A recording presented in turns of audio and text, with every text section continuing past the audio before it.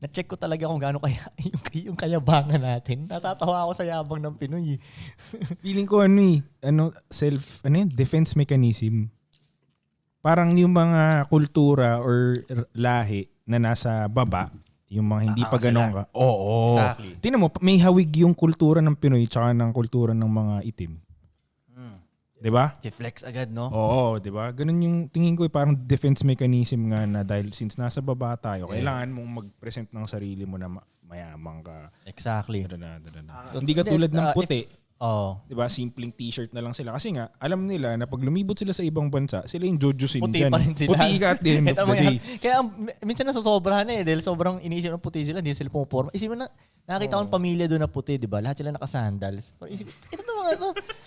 Ang ganda-ganda ng kinakainan natin. Pero naka-sandals lang kayo lahat. Parang, pero yeah, pero siguro sa isip nila puti naman ako. Oo, exactly.